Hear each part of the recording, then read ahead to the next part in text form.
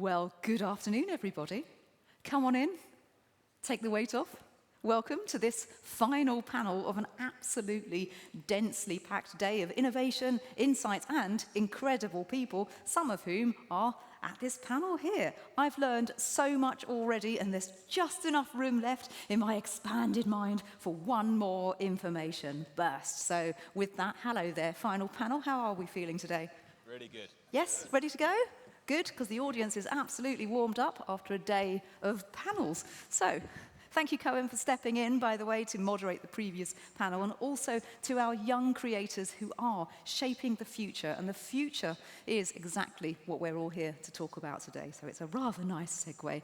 And we have a specially selected crew of those in the know. That's you lot. Okay, and now, you know the drill. If you've seen any of my panels earlier, I like to ask people to introduce themselves and what they do, and then a little tiny snippet of knowledge about you all. And for this session, I'd like to invite you to briefly tell us the trend that you're keeping your eye on, things that you think might possibly become bigger.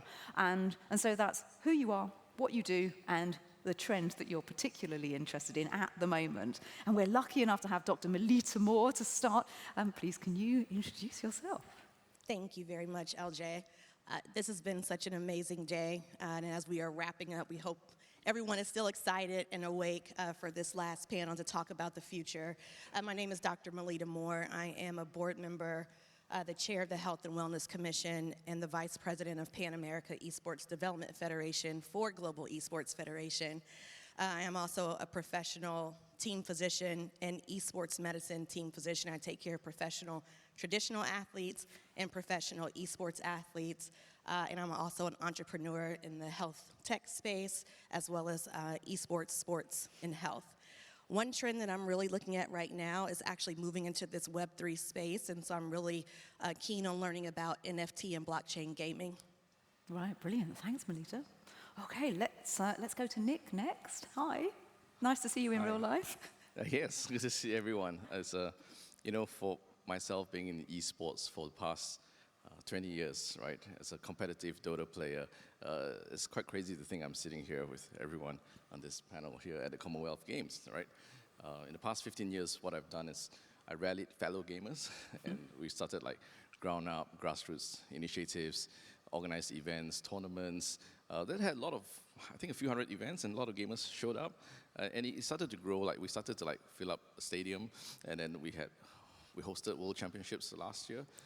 When we had, in the pandemic, we had the gamers flew to Singapore, and we had a lot of people watch these championships online. So from a grassroots organizer, I've also moved into the business of esports. I've started to work for investors who invest in companies in gaming, esports, all the metaverse, blockchain gaming, all the fun stuff.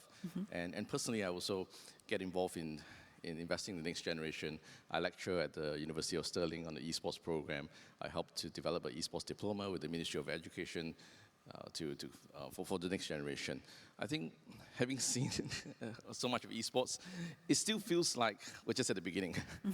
And I think moving forward, kind of like broad strokes, I see both convergence and divergence. In the sense, convergence in terms of, I think, all the expertise of everyone here, we see the coming together of esports, sports, all that stuff around development, cognitive, a lot of that, and we can expand more on that. I think around the divergence is that I think there are gamers that I see who like to keep gaming, right? They want to keep it casual. They want it to be furthest away from sports. At the same time, there's a huge opportunity to build the structures and professionalize, right, esports. And a lot of effort has been done in that area. And I think that GF, I think, has a huge opportunity to really bring about that professionalism, the structures. So that divergence is something that I'm looking forward to see how you'll pan out. Brilliant. Thank you very much, Nick. Sam Cooke is next. Thank you very much. Sam Cooke, I'm the MD and co-founder of Esports Insider. We're based in the UK. We're a B2B focused media company, events company, and agency. Trend was the question, Mara. It was indeed. That we're most interested in. There's a few. I think one that applies to the UK at the moment is the amount of physical spaces and venues that are able to offer esports in some way, shape, or form. I think LAN PC gaming cafes haven't really been a thing in the UK for a long time, like they have in other parts of the world. And personally, I think physical venues are key for increasing the awareness of esports, accessibility to it, and whatnot. And we're getting there. Wanyu, the Chinese company, it's now known as SideQuest in the UK. They've got a few venues in London and Coventry and elsewhere. There's Belong, there's Platform. We're getting there in terms of the venues in the UK, and I think that's going to continue to be the case and continue to grow as a sector or a subsector of esports, and I think it could not be more important. Brilliant, thank you very much. Yes, there is a move towards experiences, not just going out and drinking or eating something, which gives me some optimism. Thank you. Rachel Davis, tell us more. Hi, thank you so much, and thank you so much for having me today. It's been a really great day. My name is Rachel Davis. I'm Director of Warwick Enterprise at the University of Warwick. So I look after education provision that supports student innovation and entrepreneurship. So this includes co-curricular programs, how innovation is integrated into our degree programs, and also how we support students and graduates start businesses. So why am I here? I also look after something called Creative Futures. So I look at this in terms of innovation in action. And the brief was, how can the University of Warwick better support the creative and digital sector in the region, particularly the gaming cluster in Silicon Spa. So we now have an outpost in 1 Mill Street in Leamington Spa. We've got real connections through that industry, and we also opened an esports centre on Warwick campus last September. So this initiative has blossomed over the last 3 years. We've done an incredible amount. We're currently looking at the next 3 to 5 years in terms of how do we develop our infrastructure, our academic capability, our connection locally and globally. We're very excited about the work with the Global Esports Federation.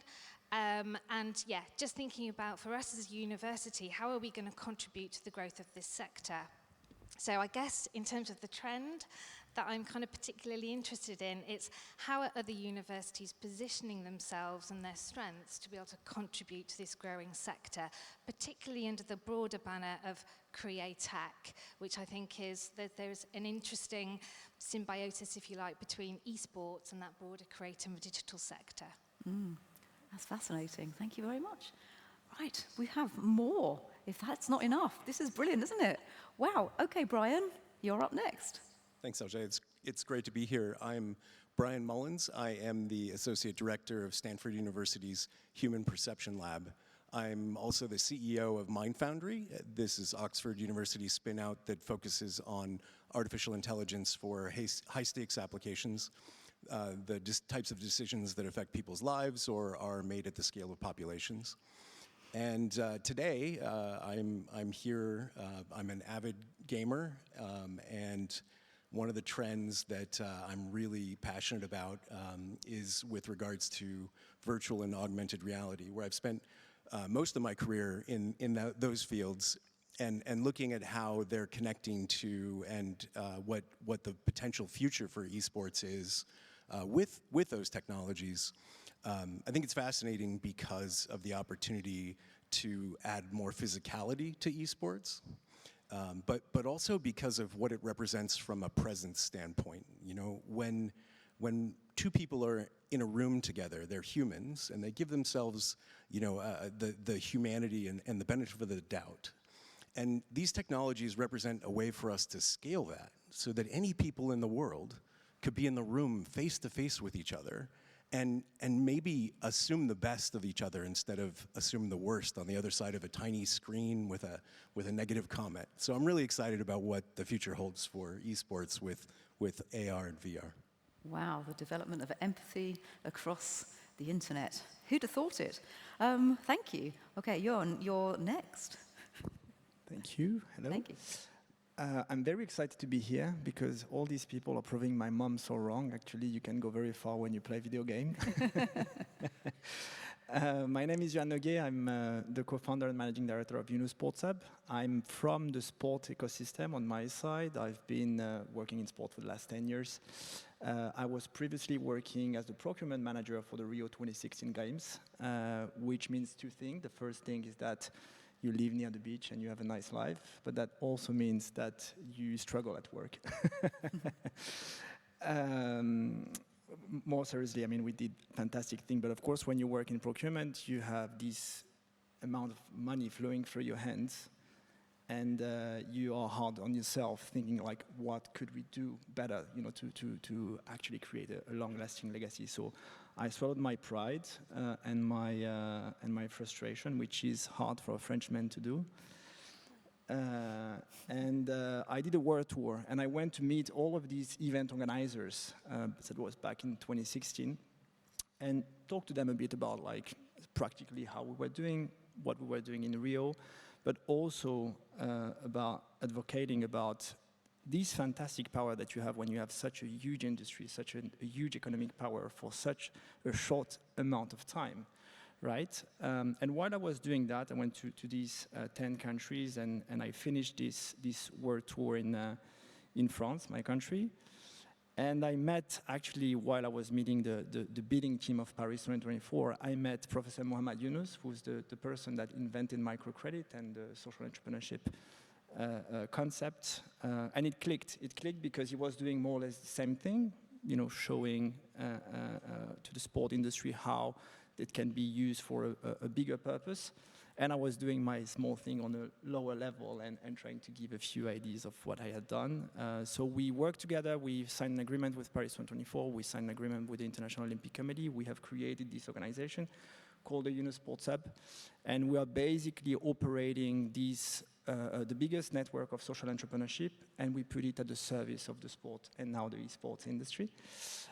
And as regards the future trends, I would say that this is how do we connect both movement, the sport movement and the esports movement. Brilliant, thank you very much. Dan Wood. Hello everyone.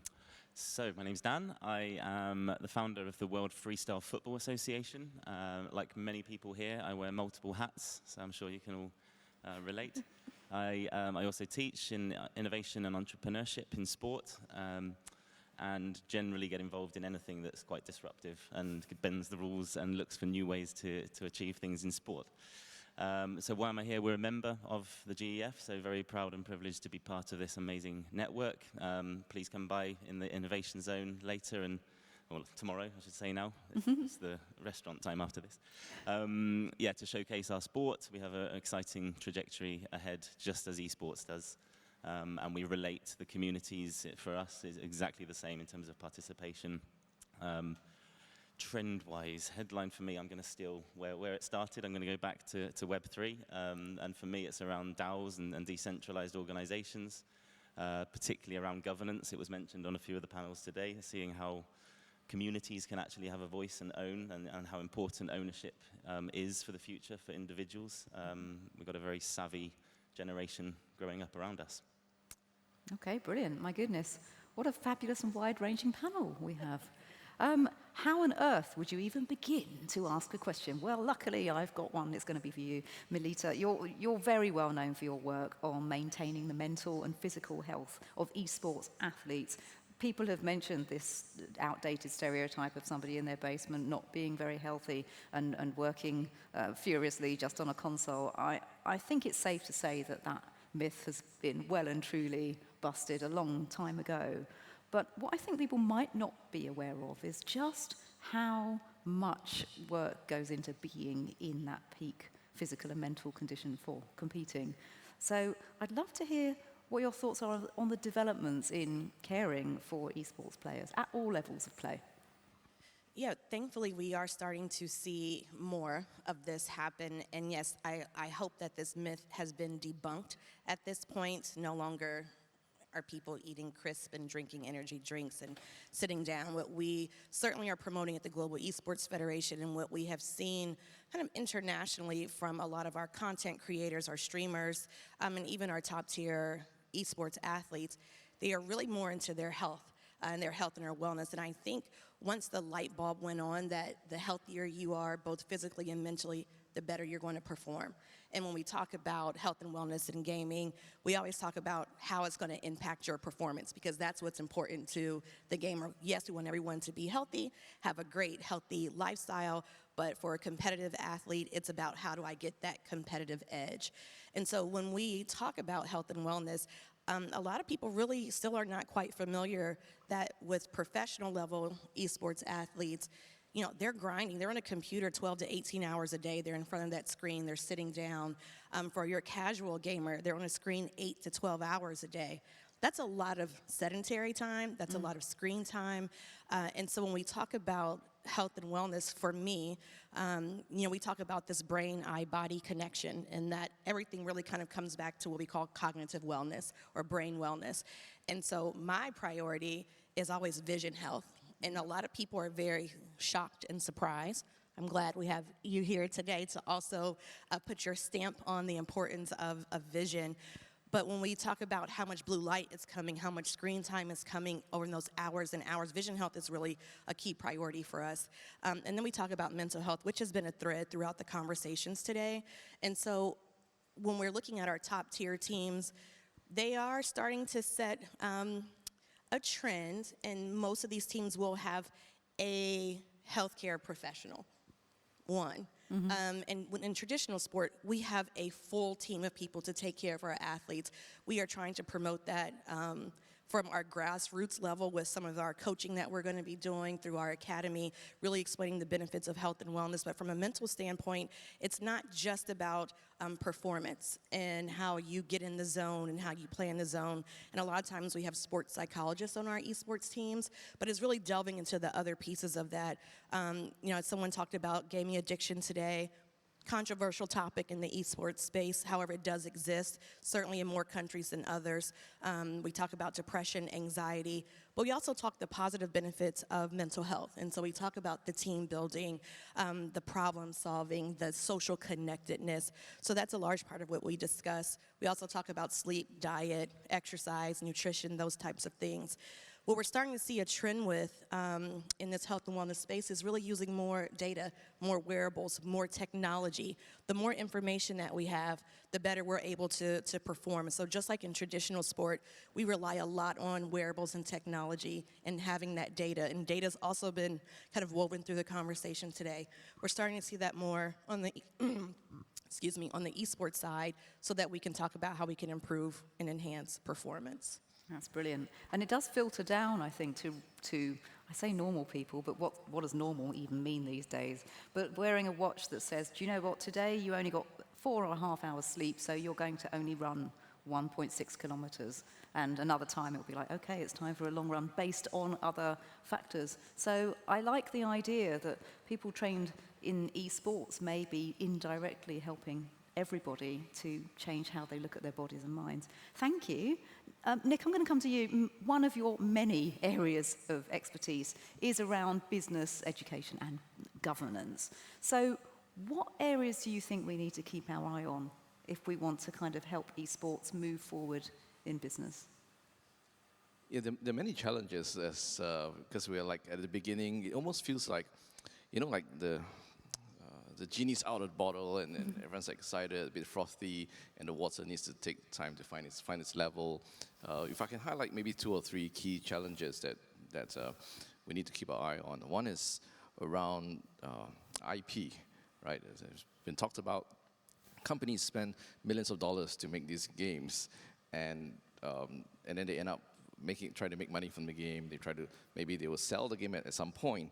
And for it to be an e-sport, kind of like it's different from sports, where you may not have one company that actually owns the field that you're playing on, right? In a sense. So that's one of the things that needs to be kind of like sorted out in the industry, where how do you solve the question of a private company owning the field that you're playing on. That's the IP issue. And along with this IP issue, the next issue is that many sports have been around for decades and been pretty stable in the format. But in esports, the oldest esports, many esports have been around only for a few years. And the oldest one, let's say like Counter-Strike, for example, has been around 20, 30 years, and Sam will know all about it, right? But it's like the game has changed many times around this past 30 years. So with the change in format, or change in meta, right, or change in versions, right, how do you actually then have a stable format to govern and run around? Having rules and governance around it is challenging. Maybe the last thing I'll highlight as a challenge would be around wagering and betting, right? Someone showed me a stat, said that the esports industry, arguably maybe a billion or more, and then the esports wagering is like 8 times bigger, right? There's many intricacies or challenges around that. One thing I'll highlight is that as opposed to maybe other forms of wagering or other sports, the participants in esports, most of them are very young. Some of them are in their high schools and all of that.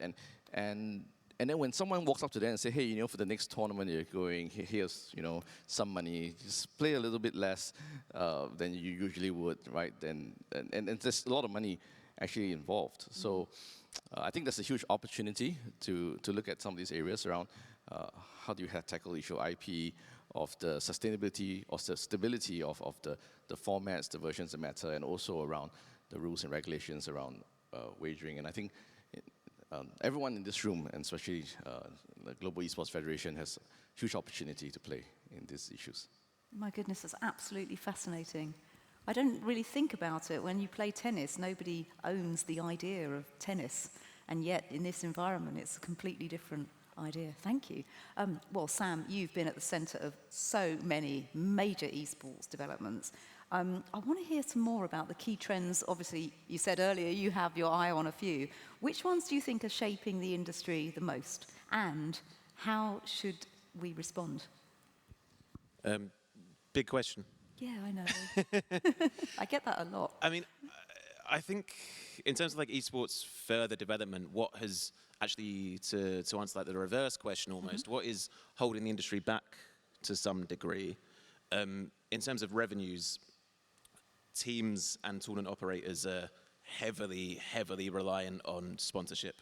Sponsorship makes up 60+% of revenues in esports, according to Newzoo, and most studies and most data shows that. They're all so reliant on it that it's, in my opinion, quite dangerous. And like sponsors are spending more than they used to. There are now more sponsors than there used to be. Right? Talking what Melita was saying about the health and wellness stuff is Monster and Red Bull have been there for a long time, right? But we are beginning to see, I don't know if it was Evian or one of the water brands did something with a team a couple of years ago. We are beginning to see new major sponsors come into the space. There's, I think, 7, maybe 8 automotive brands that have sponsored teams or tournaments in some way, shape, or form. Coca-Cola signed a deal with Guild the other day, the Beckham-backed team. And that's good, right? That these sponsors are signing new deals and new sponsors are entering the space. But I think the biggest problem is that teams and TOs are far too reliant on just sponsorship money. The media rights piece is by far the most obvious that is lacking in esports, right? Like, as a football fan, I'm used to not watching a game or having to go to the pub to watch Sky Sports over the years, right? Because you understand that that's the model, and media rights is so important to football as it is to a lot of sports as well. In esports, for numerous reasons, that doesn't really exist quite yet, and like hopefully that is changing. Like, will esports fans pay to watch I Am Cologne or whatever else, right? I think so. But Twitch has showed it for free and shown so many other tournaments for free for so long that changing that model will be challenging. But I really think that's arguably the main thing that esports as an industry needs to pay attention to and find an answer for, because as we've seen now, there's a few publicly listed esports teams, most are losing money, right? And that's the ones that we know of and can see because they have to show their numbers to the world. Most esports teams are losing money, and that's the reality of esports right now. But that's okay, I think. Like, that can change. Sponsorship will keep growing, other sectors as well, but I think the media rights piece is vital to the entire industry.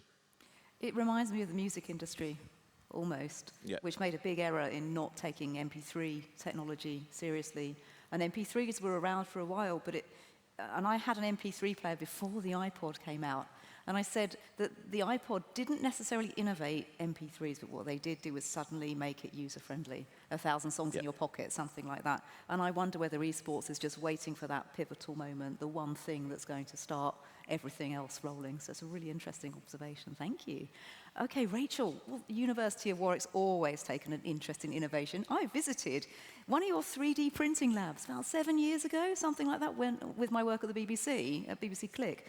I'm not surprised to hear that you're doing esports right now, and I'd love to know a little bit more about the future you've got planned for esports and education. Okay. Gosh, okay. I think where we are at the moment, we've done a lot of proof of concept stuff. I think we've worked out what works, what doesn't work, and we're just kind of refining our 3 to 5 year vision for how we'd like to develop a more robust infrastructure for career tech. Now, part of that is developing an academic capability with our degree programs. So we're currently scoping, one of them has been improved, I think, 3 new degree programs that are focused around game studies, around career tech, and also around innovation by design. So taking the work and the connections that we've done and actually then using those assets, linking it to some of our more directed research activity and then feeding that into our education program. So really exciting. We're also trying to work out how what we do best serves the region. So how does what we do kind of fit with the colleges in Coventry and Birmingham? How does it fit with the activity at the University of College Birmingham, for which they are our strategic partner? And then how do we start to create regional educational pathways for young people in the region who are interested in developing careers in this space? Now, my observation is, and I think it's been echoed here today, that the esports industry is driven by young people. I see that. It's my absolute pleasure to work with a lot of very talented young people and how they feed into what we should do and how it should work. It's really, really energizing and it's great to see. I'm also very struck by how bureaucratic our educational institutions are. So it's thinking about how we can kind of best serve our young people in creating these meaningful career and education opportunities. So for example, we're scoping new degree programs now. They will be launched in 1 to 2 years' time. Those individuals will graduate in 3 years' time, and then we'll assess their destinations, if you like. What have they gone on to do within the next 5 years? So that's a long time. So when we think about the next decade and how are we actually going to get really agile about creating meaningful educational opportunities at the different levels, we can't wait that long to work out the impact of these programs. We have to be able to iterate and build as we go. We have to stay connected and we have to collaborate, which is difficult when education is quite competitive. It's a competitive market. So these are the things that we're trying to think through, and hopefully as a result of today we'll be able to kind of build on some of those conversations and seek solutions. My other observation when we're looking at education over the next decade is how important it is, and again coming back to the meaningful educational opportunity bit, how we connect with industry. We can't do meaningful educational programs in this space without connection with industry because it's so diverse, but also it's developing so fast. So, you know, people in the room who are much more experienced than me in this sector, think back 5 years compared to what it is now, and it's shifted exponentially. So how does industry better connect with education providers to really start building these meaningful educational programs? Yeah, and who takes the lead? And actually, how is that funded? How can we kind of maximize public funding to draw down additional private funding to really make this work for our young people who are driving this industry? So, yes, that's kind of some of the things that we're thinking through at Warwick, and actually some of the broader questions about building educational infrastructure regionally, but also then the fit globally, that we want to work with colleagues here to start building those solutions. My goodness, I think when you do have a long-term educational thing like a degree, and it's 3 years is such a long time in technology, perhaps there's like a model along like a startup accelerator type thing between business and universities. It's a really good question. This is great. My brain is hurting. I hope yours is too. Talking of brains, Brian, can you tell me a little bit more about, I mean, really, you could talk about most of these things. I'm going to start you off with the potential of augmented reality in gaming and esports, and then we can expand from there. Yeah, this is a great question. Obviously, I think very, very wide open. I think the potential really is to take the games into the world that we live in, getting off the screen, being able to put on a device, a pair of glasses, and walk out in the world and take the game with you and have completely different types of interactions. I think it's a really good juxtaposition, though, to think about some of the nascent problems in esports, generally speaking, because esports kind of exists within the framework of existing sports broadcasting, the way that you normalize games into simple mechanics so the audience can get engaged. And some of the most exciting parts of games are that you can break all of the rules of physics, all of the expectations, and be fully immersed in a world that has, perfectly acceptable magical elements mixed together with physical elements. And I think we need to consider that, when we think about what we point the cameras at to make something that a community can engage with, and really embrace the potential of the games. And I say that AR is a really good juxtaposition for this because it breaks all of the rules, like throws out the fourth wall and all the other walls, because I can go live my life and I can bring content with me. I can engage with it in ways that I never could before. In a way where maybe then I go out onto a football pitch and it's going to be a totally different game of football in the physical world, because of the augmented reality. I think that's something that could be really exciting, both as a player and something that's really exciting from an audience standpoint. There is some research into dual focus contact lenses that you can wear that will give you a heads-up display that overlays over reality. I think the company that made it, they've got a contract with DARPA now to develop, but the idea of just overlaying, like Terminator style, real life, it's an example of that kind of crossover from technology into traditional experiences of the world. And I think now is a really good time to bring Dan in, because you've taken a football and you've reimagined it with this active esports angle. Can you tell us a little more about it? I'd love to say I reimagined it, but that was very much the community. Where do we start? So for us, just the journey. So freestyle is the art and sport now of juggling using all parts of your body to entertain, but also to outperform your opponents.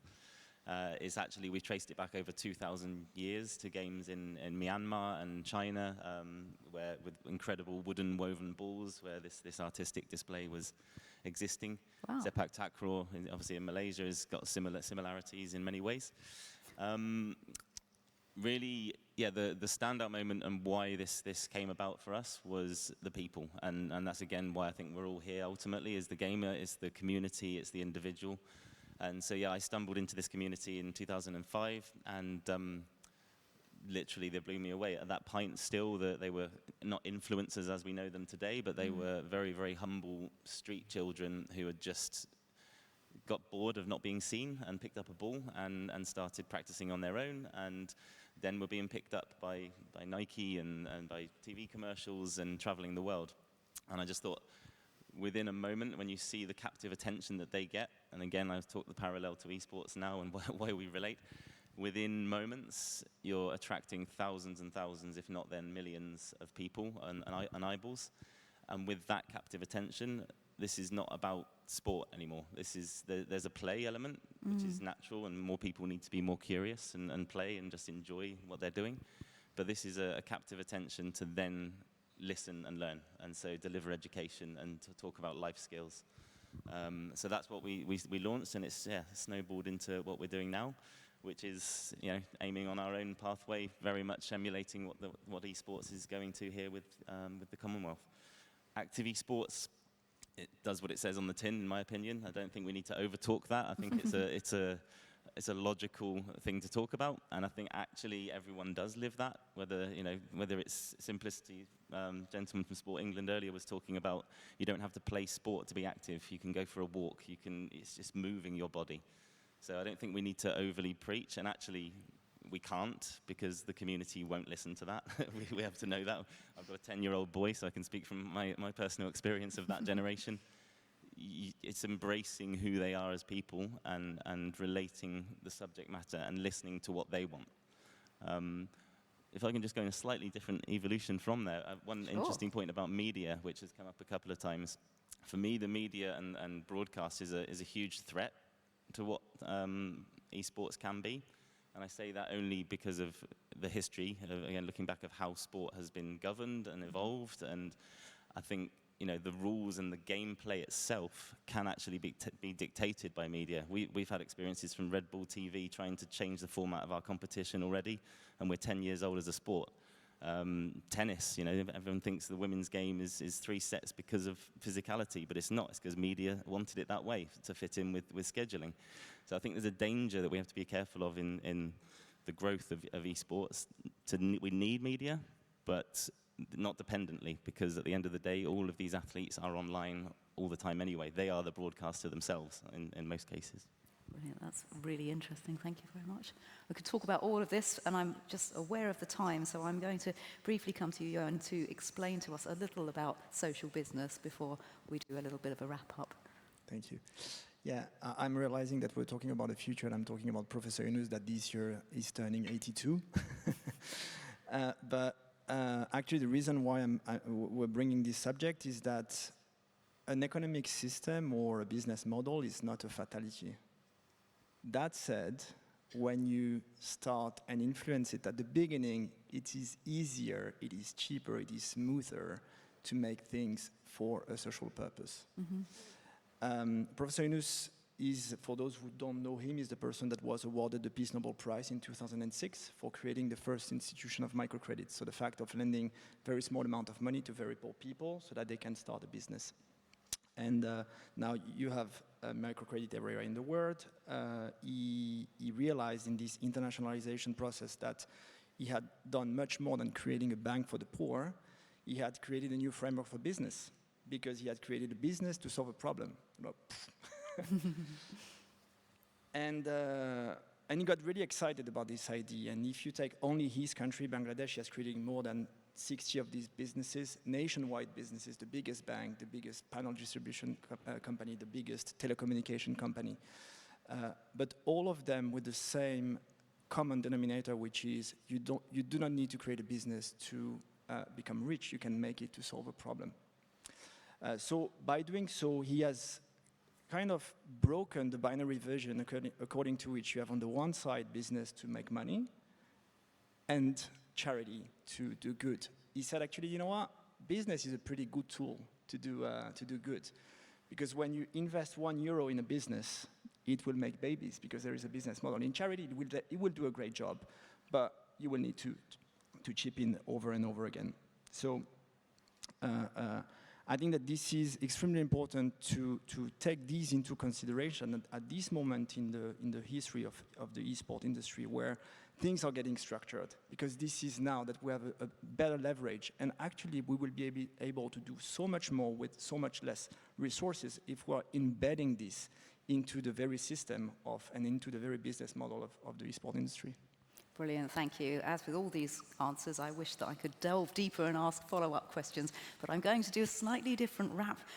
What I've been doing is a multiple choice quick question at the end where you can answer either or both of the following questions. What's the next thing you're looking forward to? And or what one thing would you change if you could? But the twist for the panel tonight is that you can only use 1 or 2 words, maybe 3, okay? So for each one, the first one is, what's the next thing you're looking forward to? And the second one is, if you could change one thing, what would it be? Nick, I'm going to come to you first. Only 3 words? Well, maybe 4 or 5.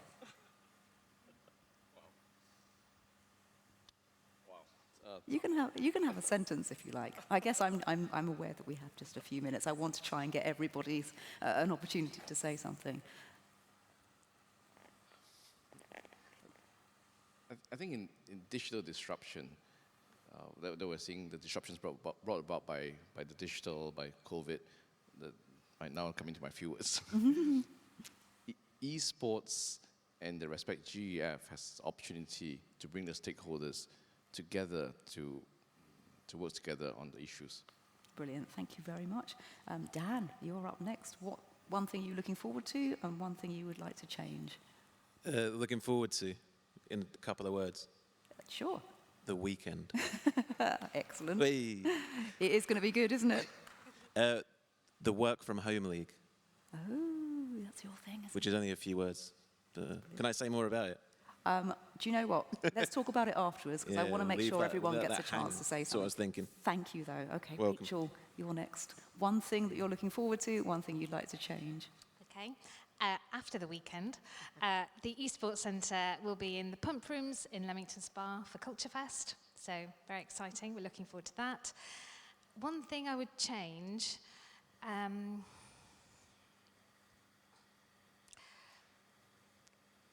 think we need to introduce a platform for educators to come together to talk about building the educational infrastructure. So yes, I think that's one thing I would change, and I think we can change it. So yeah, that's what we need. You're talking about co-opetition, aren't you? Collaborating and competing at the same time, and it works. Brilliant, thank you very much. All right, Brian, over to you. I'm aware this is a very difficult question to answer, or both of them. The next thing you're looking forward to, and or if you could change something, what would it be? You know, I think I'll just call back to my answer from the beginning of the panel, which is virtual reality that's so good that it doesn't just look like you're in the room with someone, but it feels like you're in the room with someone. And the thing that I would change is that if you were going to say something bad about someone on the internet, I'd make you have to look them in the eyes and feel like you were in the room with them before you were allowed to do so. I love that. Thank you very much. Yoan, over to you. What are you looking forward to? What would you change?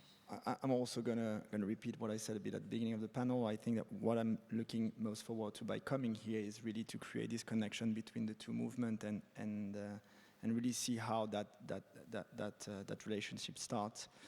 One thing that I would change, maybe not change, but rather influence is maybe the fact, and especially the young people, knowing that they have the choice in, it's most of the people today and the young people today have a destiny that seems to be just, okay, I'm gonna, study hard, I'm gonna find a job, and this is what is in for me, like this life is in. I think that we have, as human beings, a bit of a bigger destiny than this. And knowing that you have the choice to start your own business, knowing that you have the choice to not making just money for the sake of making money, but just to also help others, I think that this is something that would change. Brilliant, thank you very much. All right, who have we got left? Just a few. Melita, over to you. Oh, Dan, do you want to do first? Sure. Go on then. Hang on, what about me? I was going to come to you, don't worry. Okay then. Okay, change absolutely nothing. Live in the moment, everyone, and just enjoy this collaboration and grow this sport together.